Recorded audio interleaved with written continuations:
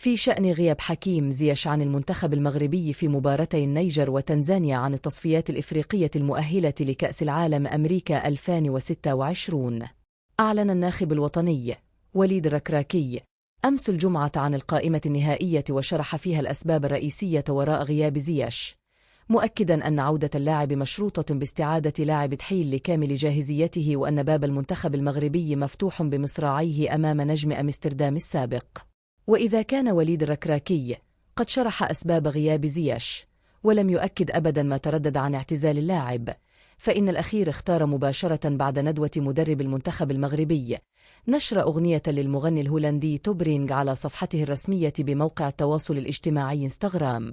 ونجحت وسائل إعلام محلية في الحصول على كلمات الأغنية الخاصة بمغني حديث العهد في هولندا، بل حتى الأغنية لم يمر على نشرها بشكل رسمي من صاحبها إلا قرابة يومين.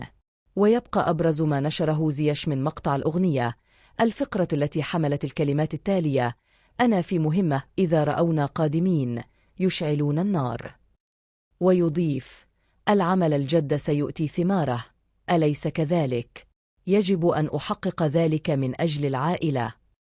وختم بمقطع مثير يقول فيه صاحبه: أنا معك الآن يا مشوش الذهن، لكن عندما استيقظ يجب أن تكون قد رحلت. لا تنسى الاشتراك، وإلى اللقاء.